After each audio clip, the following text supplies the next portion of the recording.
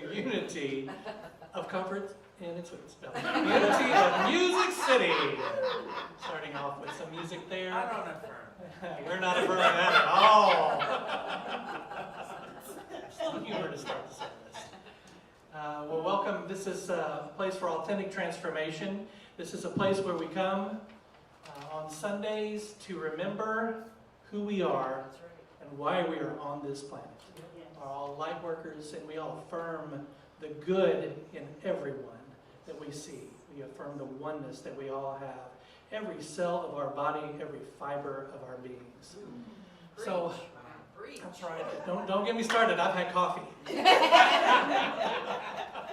All right, so let's all stand and sing a little bit. Let's start out with Let Go and Let God.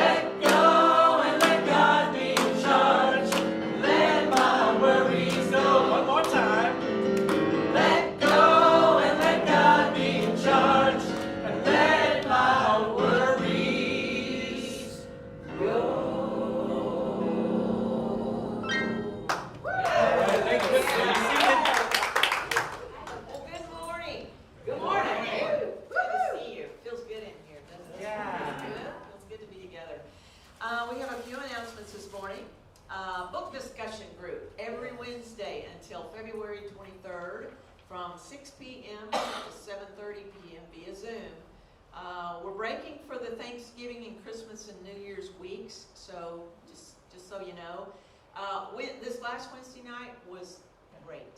Absolutely. It was a wonderful conversation, discussion of the book. Thanks, Valerie, so much for facilitating that with us and introducing this book to us. I'm enjoying reading it. For November 3rd, the November 3rd class, which is this coming week, Freedom from the Spiritual Microscope, Chapter 2, pages 13 through 27. And the book, let's see, is the name of, It's right there on it's on my stand. Oh, there it is. Everything is here to help you. There you go. All right. And you know, you is really big letters for you. So it's like, yes, for me, especially for me, and only me, when it comes to this book. So, for November 3rd class, again, chapter 2 is what we're picking up. You say, well, I don't have a book yet. Hey, that's okay. You can really benefit from the class without a book. All right. Everything is here to help you by Matt Kahn. Roundtable discussion, November the 9th at 6 p.m. Now, this is a follow-up town hall that we had. And so we're marinating during this time. What are our beliefs and values? Our means Unity of Music City, this group, this fellowship. What are our beliefs and our values? Who are we and what do we stand for? You know, we kind of overlook those things sometimes. We get into church or something and we forget that, you know, what do we believe in? What are our values? And who are we really? What do we stand for? So that we're prepared when people ask us that. I mean, it's good to have a preparation before somebody just blasts you with a question that you can't answer. So it helps a lot to know that, and we need to know that.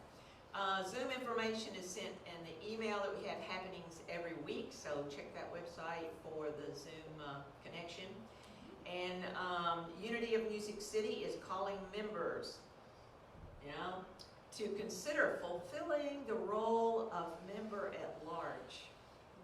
This is a really important role.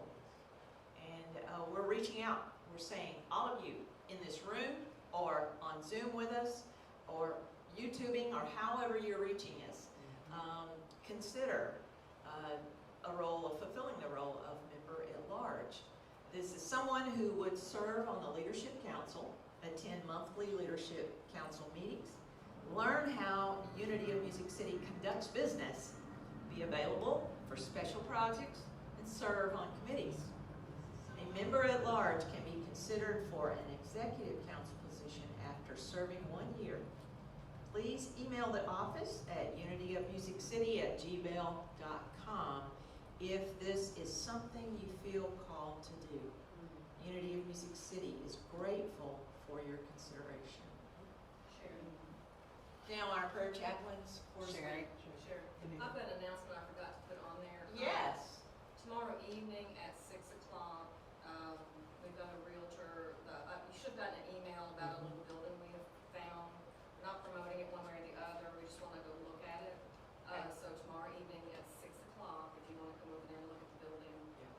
Then we'll talk about it later if we want to consider it, if that makes sense, but we want to let everybody in and look at it. Can you say that into the microphone? Yes. so anybody Yeah. can- Look at your email. Look at your email. There's an email that came out to all membership, and there's a space that we would, tomorrow evening at 6 o'clock, we would like to take a look at for a potential location for Unity of Music City. So if you can make that time at 6 o'clock, it would be great to have a lot of folks there, just a lot of energy, a lot of ideas, creative thoughts around that space. 6 o'clock tomorrow evening. Take a look at the email that came out for the location address. Okay, prayer chaplains, can we talk about them now? They're one of my favorites. The prayer chaplains are always available for our prayers. If you have a prayer concern, something that's weighing on your heart, I don't think any of us have anything weighing on our heart. So, I mean, you know, they're there for us. Please make them aware of that. If you have a concern or something that you'd like for them to hold in a prayer space for you. You can also email the prayer request to uofnc.prayerrequests@gmail.com. There is also a prayer box in the back of the room. If you're here present today and you'd like to drop in something to the prayer chaplains, I'm sure that they would, again, check that box and hold your request in prayer. All right. All right, so as you are prayerfully considering whether or not you should be a member at large and as part of our leadership, let's say our mission, vision, and purpose statement together to remind ourselves of who we are and why we're here. Let's say the vision. To remember the universal presence alive in each of us. The mission. We create experiences for expanding consciousness and awakening infinite possibilities. The purpose? We create a sacred space for authentic transformation. So let's breathe into that, and let's sing our monthly mantra, Ancient Words.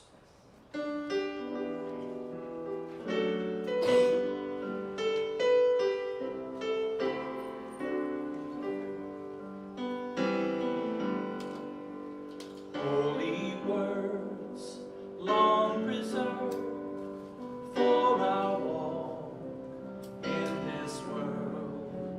They resound with God's own heart.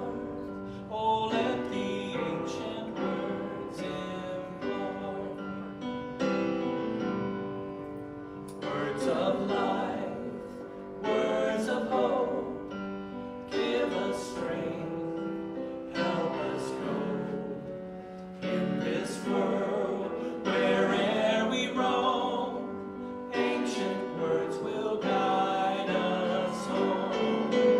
Ancient words ever true, changing me and changing you. We have come with open hearts. Oh, let the ancient words impart.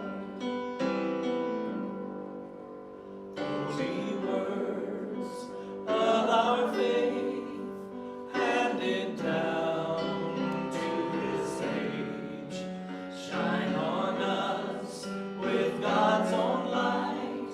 Oh, heed the faithful words of Christ. Holy words, long preserved for our walk in this world. They resound with God's own heart. Oh, let the ancient words impart. Ancient words ever true, changing me and changing you. We have come with open hearts. Oh, let the ancient words impart. Ancient words ever true, changing me and changing you. We have come with open hearts. Oh, let the ancient words impart. We have come with open hearts. Oh, let the ancient words impart.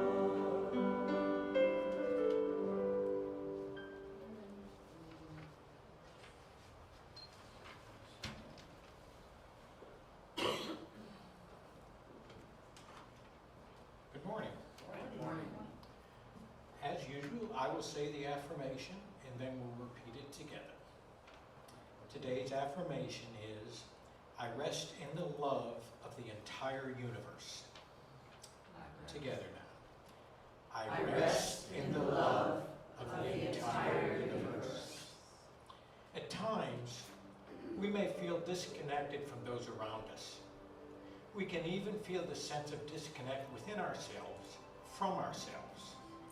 But the truth is, we are never disconnected. We live in harmonious oneness with all creation. It's possible to forget or not feel it at times, but it is always there, and we can choose to tap into this awareness in any instant. The recognition of oneness is what turns any place into sacred ground, any relationship into holy communion, and any moment into grace. Every time we remember our oneness, we heal the part of our interconnected web of all creation that we inhabit. This oneness exists whether we remember or not, but the peace inherent in oneness is the gift of the remembering. In this unity, our differences don't matter. Neither do our misunderstandings or our perceived offenses. In this unity, we recognize that the disconnection we may feel is simply that, a feeling, and feelings pass. The truth, however, remains, and the truth is that I am one with everyone around me, everyone who has gone before me, and everyone who will come after me. I am one with all creation, and I can rest in the love of the entire universe.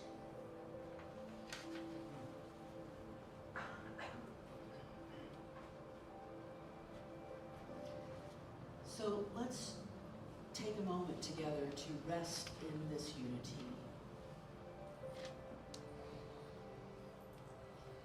We live in this unity even when we're forgetting. We are still a part of the oneness of all creation.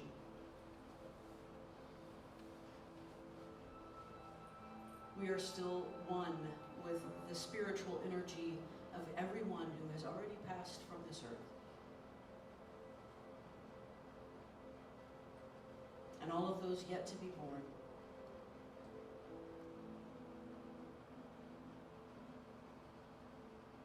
We are a part of that. We are a wave in the ocean.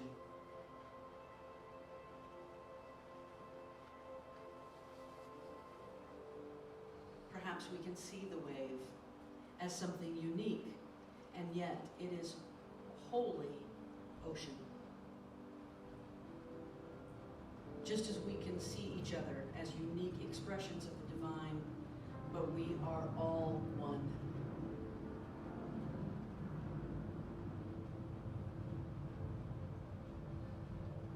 As we enter into our meditative space, I want you to perhaps consider someone you have loved who has left this planet.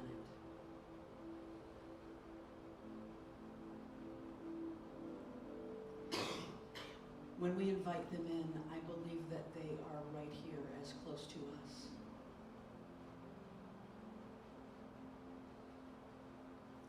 We can have healing moments. We can speak our true heart. We can sit in the place of love with them once again.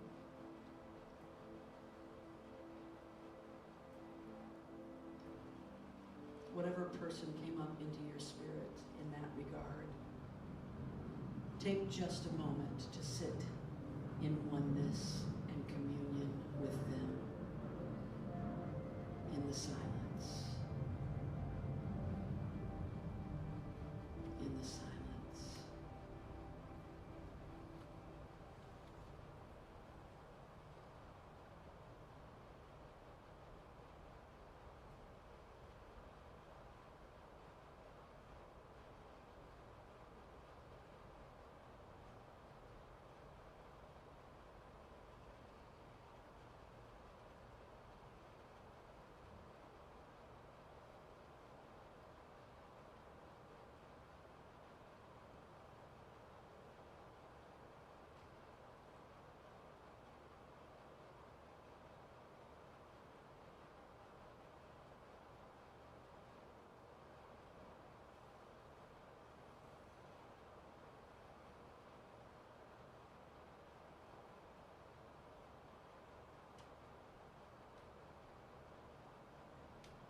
Thank you, Spirit, for the gift of love that we received from people who lived on this planet with us.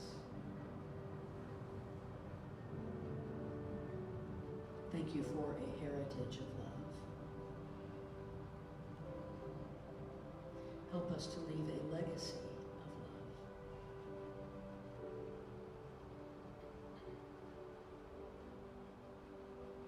Help us to remember that we are one. We are one with you. We are one with each other.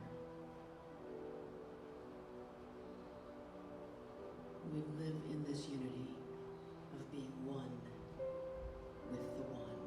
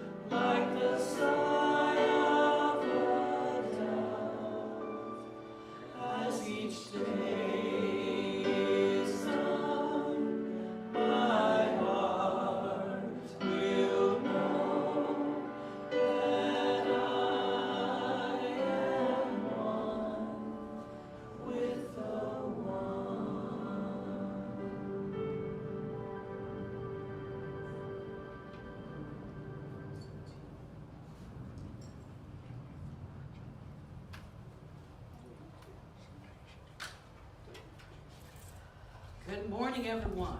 Good morning. Good morning, everyone. Good morning. So good to see you again. Welcome back, Crystal. You know, this has been a really great reminder of how important each one of us is, right? Even just not having a picture on the back wall meant something, didn't it? Every piece of us, every one of us adds to the aliveness and the spirit and the energy. I tell my students all the time, I don't care about attendance except when you're not here, we feel it.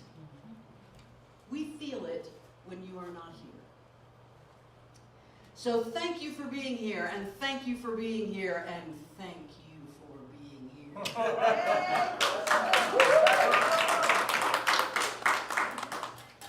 And thank you, Frank, for acting as the kabuki theater manager.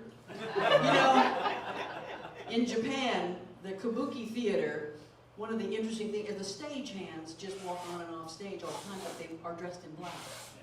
So, you were truly a kabuki stagehand this morning. Thank you for lighting our candle for us. So, I was going to come dressed as the Pope this morning. Wait, no. Edgar Allan Poe. I was going to come dressed as Edgar Allan Poe this morning. That's what it was. But then I decided that neither one of those would be appropriate, so I held off on that. Besides that, I'm not the costume wearer. Now, Miss Nikki over there would wear a costume every day of her life if she could. So, have you ever thought, maybe I'm the only one who has ever had this thought, have you ever thought that the solstices and the equinoxes are at the wrong time? Now, here's why I say this, okay? So, the summer solstice is June 21st, right? We're already hot. Summer didn't start, we are already hot, right? The fall equinox is September 21st, we're still hot. The winter solstice is December 21st, and somehow, I don't know, maybe this is just growing up as a kid in Michigan, but Christmas was in the middle of winter, right? And then the spring equinox is March 21st, and I don't know, I guess that one's okay. It's still a little, but the daffodils are already 6 weeks old, right? So it's all messed up. And today we're going to call on the ancient Celts to help us fix that a little bit, because they thought of it a little bit differently than that. So today is Halloween, and here are your very, very spooky twinkle-tweeters. And long before it was Halloween, though, of course, it was a Celtic festival known as Samhain. So the early Christian church absconded with all the pagan festivals. We all know this, right? And they converted them into Christian ones. And so that was like the first evangelicalism, right? If we can't convert you, we're going to convert your days. We're going to take them over. So the Christian church named November 1st All Saints' Day. They also call it All Hallows Day, Feast of All Saints, Feast of All Hallows, Solemnity of All Saints, and Hallowmas. Because apparently you need all of these different words, right? Hallowmas, like Christmas, right? And so Halloween is kind of the night before Hallows Eve, right? Hallows Eve became Halloween, just like Christmas Eve. And this is a little thing that I learned this week when I was looking this stuff up. I didn't know this before. I always wondered about Christmas Eve. In our language, doesn't that kind of mean to us the night before Christmas, right? Christmas Eve means the night before Christmas, but that's not what it meant to the people who originally gave it these names. Because to the ancient Celts, the day ended and began at sunset. For us, it's midnight. Now, of course, what happens at midnight in the heavens consistently? Nothing. The only reason we know that a new day began is because a clock tells us so. But for the ancient Celts, the new day began because this one had ended. The sun has gone down. And so, Christmas Eve is really the evening that belongs to Christmas. The evening of Christmas. the next night, once the sun goes down, Christmas is done. It's done. So in the same kind of way, Halloween at sunset tonight will begin the 24 hours of Hallowmas, right? I didn't know that. I was very happy to learn that. So of course, our Halloween celebration, much like our Christmas celebration, still retains a lot of those pagan things, like Christmas has a tree and a Yule log and right, all that kind of stuff, kissing under the mistletoe. And Halloween has the costumes and the candy and the jack-o'-lanterns and the bonfires and the apple bobbing and the pranks and the haunted houses and the ghosts and the goblins and all of that stuff. Not anything about that has to do with St. Christopher. Not a thing about that, right? None of the saints. So the ancient Celts had 4 observances, which I'm going to run through just briefly here to lead us into this. So Samhain starts tonight. It's not today. All of you with your Halloween stuff, you're too early. It starts at sundown today and goes through November 1st. Right? Now, about that, it's all kind of an estimate sometimes. And then you have Imbolc, which is February 1st. Did I put these in order? I think I did, yeah. Imbolc, which is now all of these are kind of between the equinoxes and the solstices, right? So Samhain is approximately halfway between the autumn equinox and the winter solstice. And it is the beginning of the dark half of the year. And so it's the end of the harvest. It's kind of like everything's, let's settle in. Imbolc, February 1st, Groundhog Day, right? Daffodils are coming up, and it marks the beginning of spring. It's halfway between the winter solstice and the spring equinox. And then you have Beltane, which is May 1st, May Day, right? The beginning of summer, which is such a better beginning of summer than June 21st, isn't it? Yes. And it's from ancient times, it was when the cattle were driven out to the pastures because the grass was coming up and they could now go back out and graze, halfway between the spring equinox and the summer solstice. And then finally Lunasa, which is August 1st, the beginning of the harvest season, about halfway between the summer solstice and the autumn equinox. This, there it is a hill. Yes. It is a human-made hill called the Mound of Hostages. It's in County Meath, Ireland. And this mound was built, it's what we call a passage tomb. There are people buried in this mound. Oftentimes they were cremated and placed in the mound. But there's a passage that goes all the way through the hill. It goes from one side to the other. You would go in there to deliver the remains of your loved one. This passage tomb right here, the Mound of Hostages, was built, we estimate, between 3350 and 2800 BCE. So around 3,000 years before the time of Jesus, around 5,000 years before our time. It's a 5,000-year-old hill. Right? But here's what's interesting. The rising sun shines perfectly down that passage 2 days a year. On Samhain and on Imbolc. When the sun begins to go away, right? The darkest part of the year, and when the sun begins to come back. So this is ancient wisdom. The observation that we're engaging in today and tonight is ancient words. We are connected right now with people who have gone way before us. I think I resonate with this because when I did my ancestry, I found out that 80% of me comes from one island, the island that has England and Scotland on it.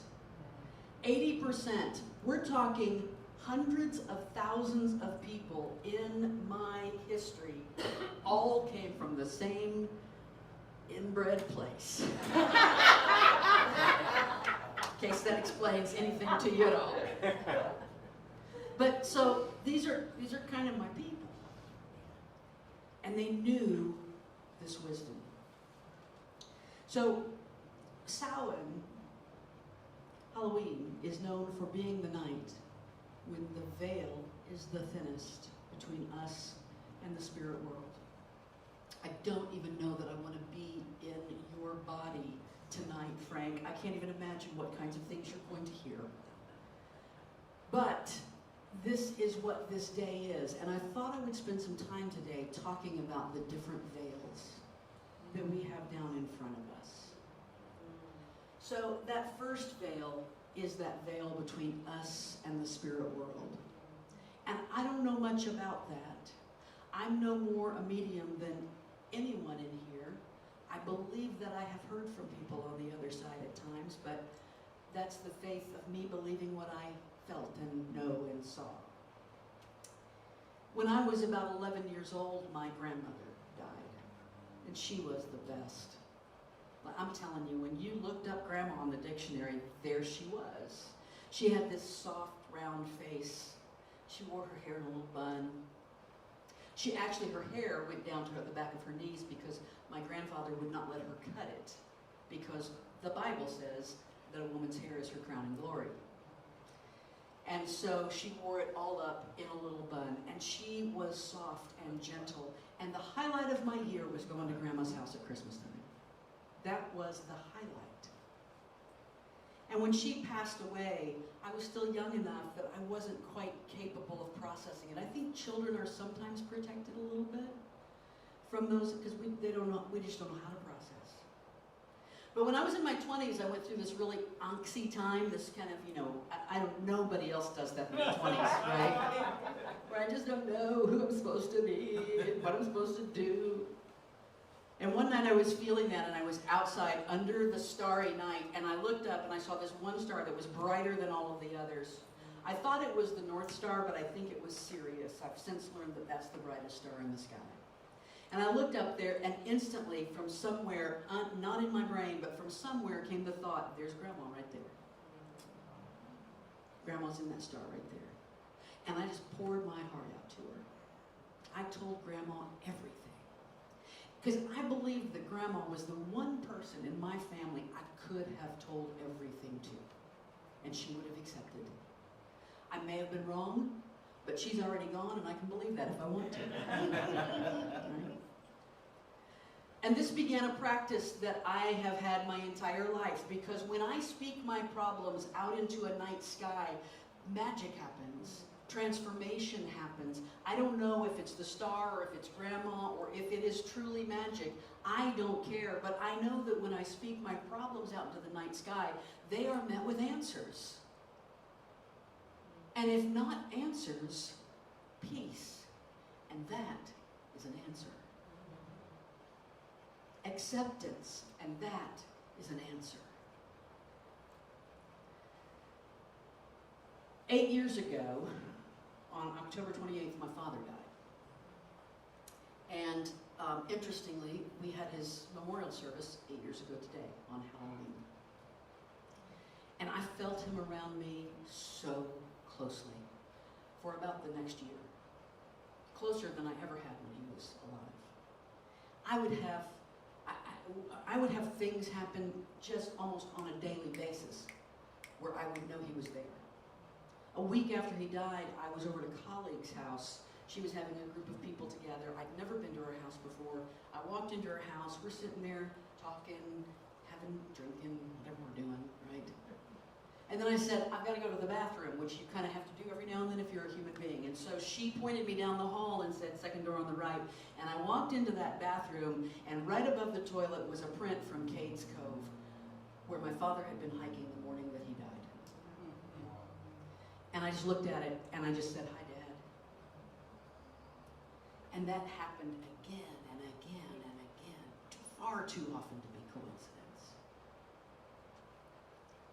That veil between the living and those who have gone on is, I think, thinner than we think it is.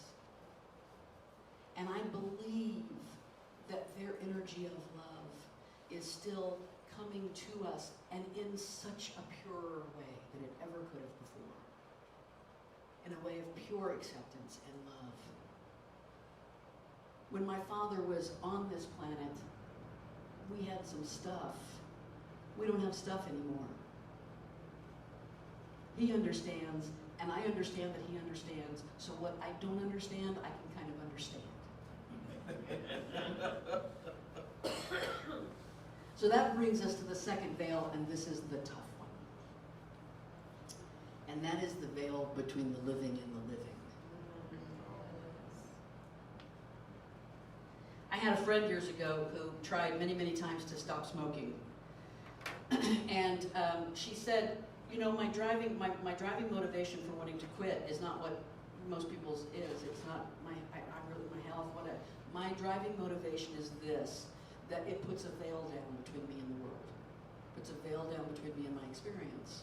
And for her, that was something she wanted to let go of. And it was a perfect example of the things that we do. I know that. I quit smoking 48 times. The 49th was finally successful. But I understood that completely. That's why when something tough happens, people who smoke say, I need a cigarette. I need the veil. This is too much. People who are addicted to drugs will say, I need that drug. People might say, I need a drink, right? Because it is sometimes harder to talk to the ones who are still living and to interact.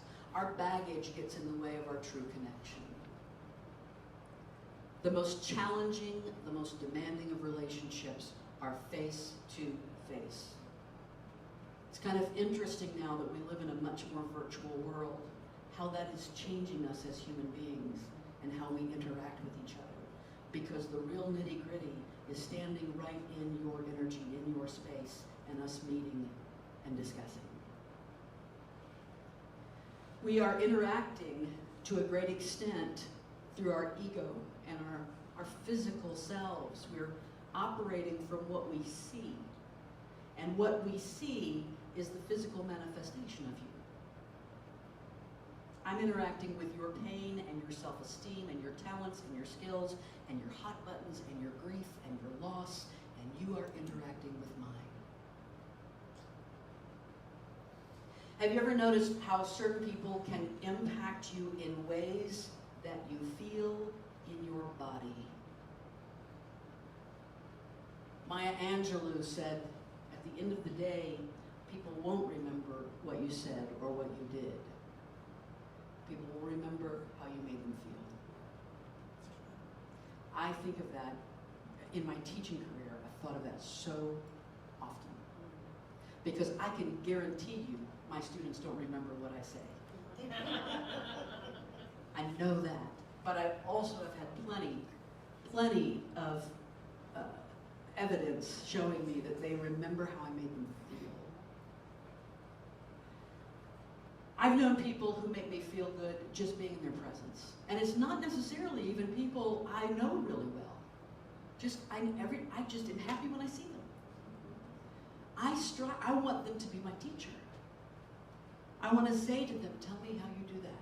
What are you feeling inside right now? Because I love your juju.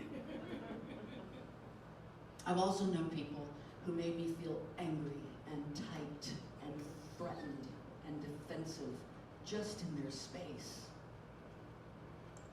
I can feel it the second they walk in the room.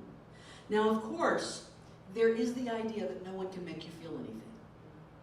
We are in charge of our emotions. We own our emotions, and you know me, I love a good paradox. Yes, I am in charge of my feelings, but when there is an energy between us, either positive or negative, I feel it.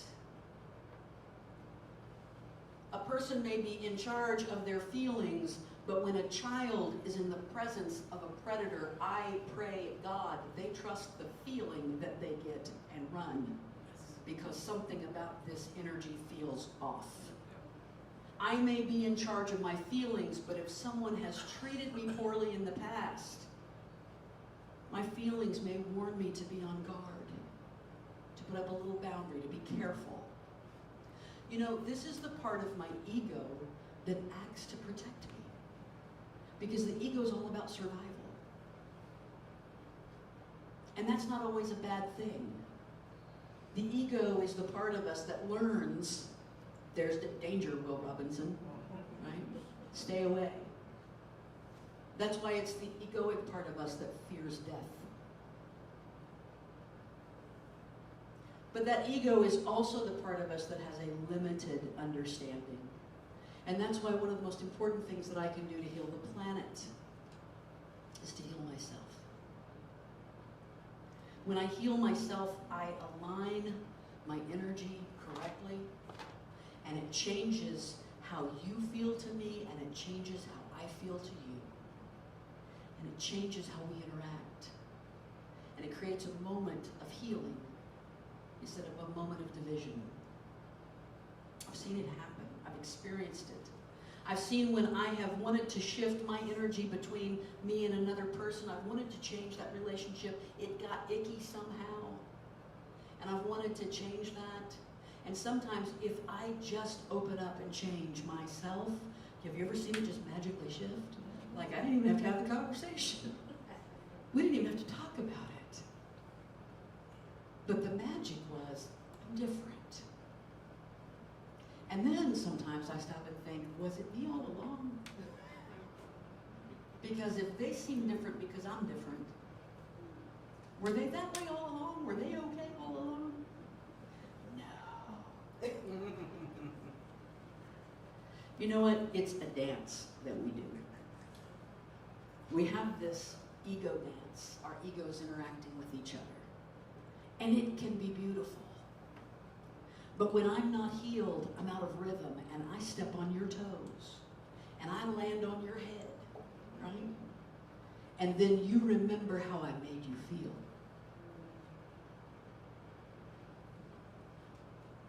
Our ego is a very, very thick veil to move through.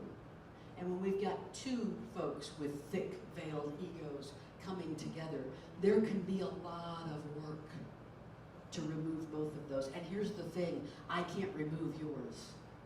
I can't even tell you to. Really. Right? I can't even tell you to. All I can do is remove mine. Trying to interact in love and acceptance through all those layers is so challenging. And we often aren't motivated to be loving through our ego unless we see how it benefits us. Because the ego wants the benefit. The ego wants to be a philanthropist so that I can have the headline on the evening newspaper. Do they still have newspapers? I just suddenly channeled, it's a good, it's a wonderful life or something. Yes, yes. So it's our ego that sometimes gets fed. This is one of the biggest challenges in being in spiritual community with each other. We're supposed to be spiritual. We're supposed to be acting from our highest selves and seeing each other only as love. Coming together as our part of love. And then somebody ticks me off because it is always them. We could all be spiritual together if that other person would just learn to act right. Isn't it always that way? If they would just get their act together.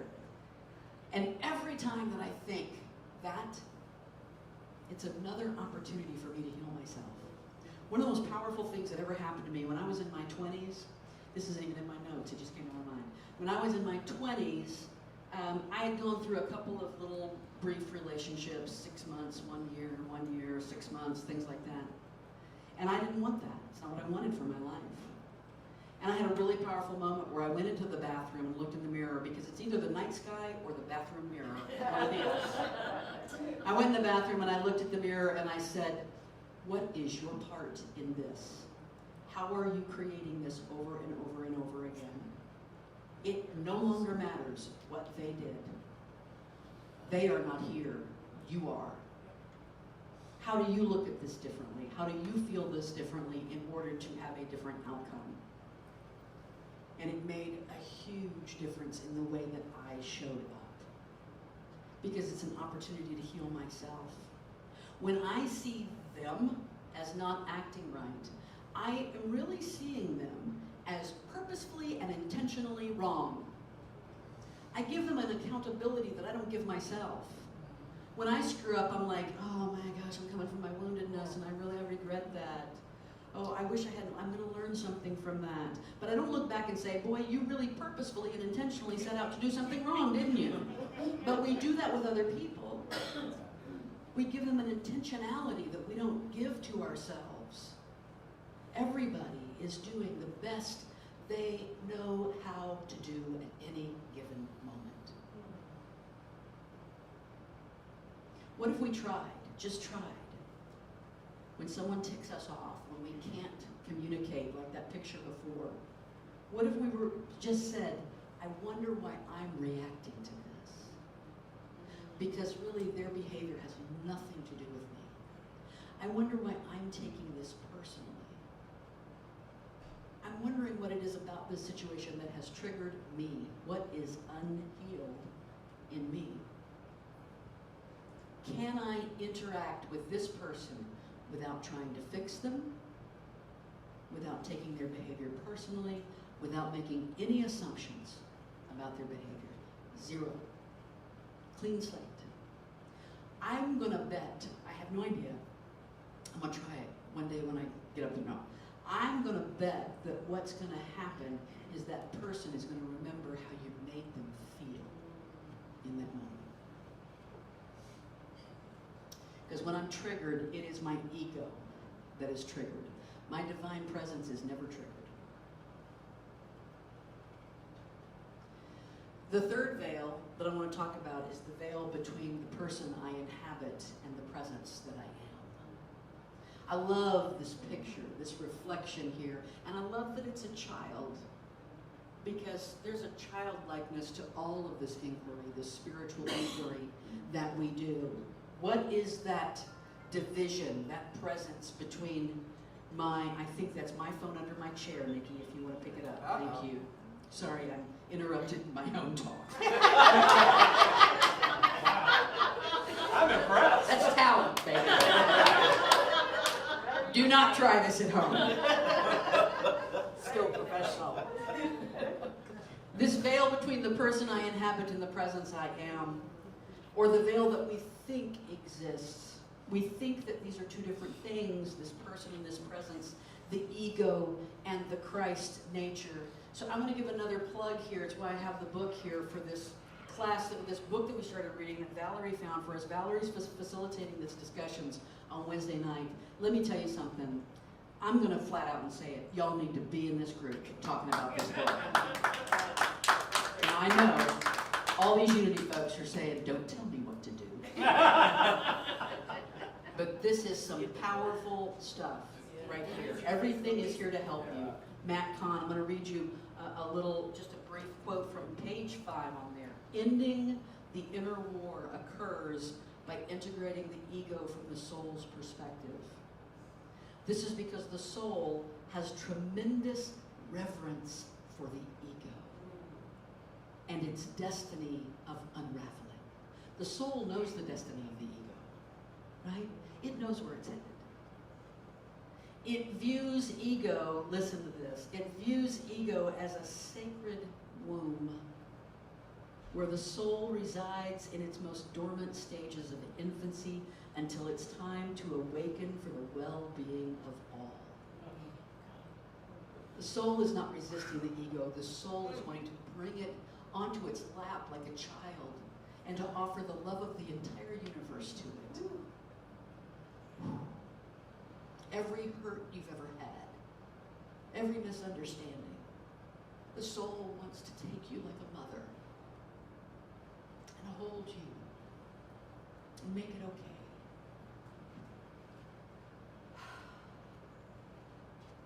When I sit in stillness and I just notice the presence within me, I can set down all my hurts and my griefs, knowing that they only exist in the person that I am. I can integrate my soul and my ego, the presence with the person, into divine manifestation of peace and purpose and grace. The presence that I am feels no loss. The presence has no feelings to hurt. It's just bliss. It's beyond all of it. Above and beyond.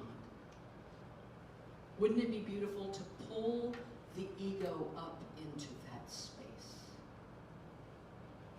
To let you know that you love it. To bring it along for the ride. People will remember how you make them feel, but the higher self remembers that you are loved regardless of how you feel. We are one regardless of any little snit that our egos may get into.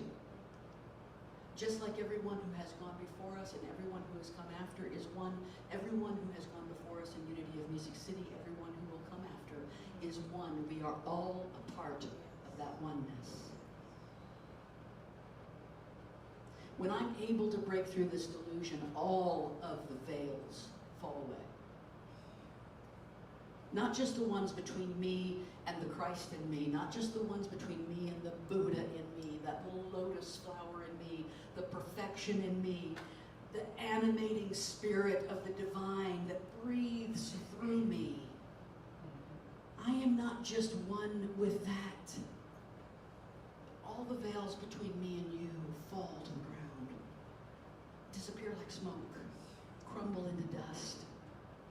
Because once we've pulled back the curtain on our highest self, we've pulled it back on everyone around us. I see your divinity. I see your unveiled, unhidden, pure self. I see it shining through your ego, maybe in spite of your ego. I see it when you don't see it. And that is the beauty of being in community together. That's why we keep showing up. The reason for being in community is to surround ourselves with people who come together in an agreement to see each other as our highest self. That is the agreement we make without words when we walk through this door.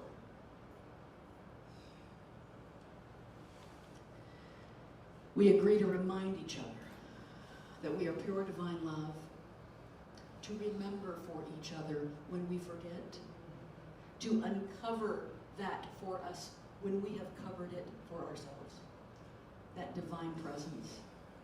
And because the ego is so strong, it will try to cover it again and again and again if we let it. So we keep showing up regularly. Because we need to be reminded on a regular basis. Let me tell you again, it's morning, your divine presence. Next morning, your divine presence. I need to hear it about every other minute. We come together in community in a ritual of remembering. It's why it's important that we do things like create our community altar. And if you forgot to bring something for the community altar, it'll be here again next week. Please do. Your energy there and here is important and it matters. If we are one and the Spirit is eternal, then in the awareness of the presence I am, that veil between me and those who have passed must also fall away. I'm in dangerous territory here, Frank. Hold my hand in spirit, okay? If that veil between me and the presence I am falls away, that is the part that's one with everyone who has gone before. And that veil falls away. Sitting in divine presence, I am one with Grandma, and one with Dad, and one with everyone. We were only ever separated in personhood anyway. They graduated, right? They moved into pure spirit. They underwent the final uncovering, the final remembering of who they are. So in the Celtic tradition, the day ends and the new one begins at sunset. A life ends and a new one begins at sunset. The sunset of my father's life began a whole new day in spirit. And I feel him around me. And I nurture it, and I invite him into my spiritual practice. I continue to let him know that I love him, and that I feel the love I get from him, and I thank him for all that he taught me. Sunset in Nashville, Tennessee today is 5:52 p.m. And I invite you into the opportunity at that moment to sit in divine presence, to begin the darkest part of this year in light, and to have a heart talk with someone who left before you, to honor Samhain and the saints with a moment of healing and remembrance and oneness. They will join you there. They're already there. Namaste.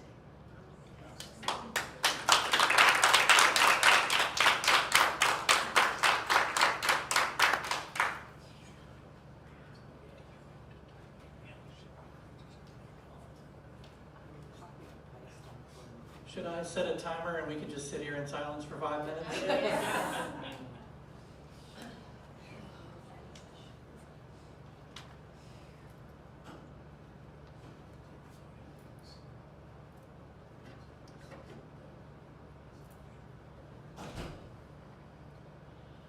I'm very grateful for this spiritual community. Yes. I'm very grateful to be able to come on Sunday mornings and hear a message like that. Yes, thank you.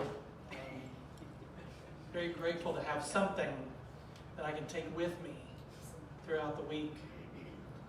And the other side of that is the offertory blessing, which is how we can do all of this together. It's the physical side of this spiritual message. So let's look at our page there and say it together if I have one. This is also on the screen. Oh, it's also on your screen now. Yay. Okay, so let's repeat this together. Divine love flowing through me blesses and multiplies all that I have, all that I give, and all that I receive. And I would say all that you bring to your altar. Yes. Let's all sing together, Infinite Abundance.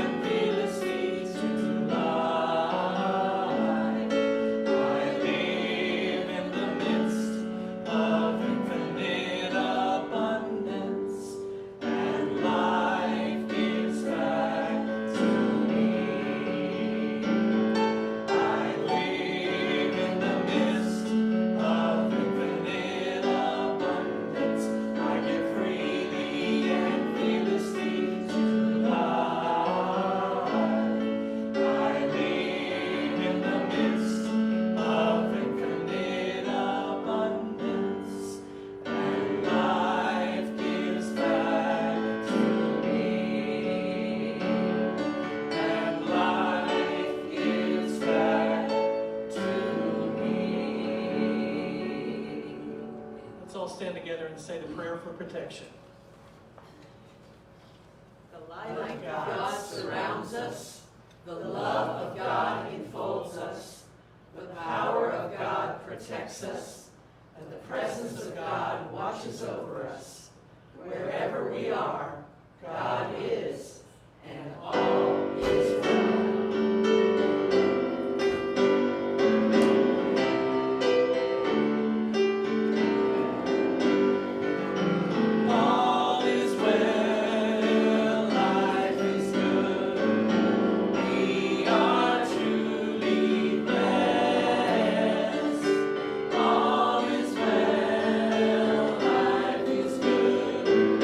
We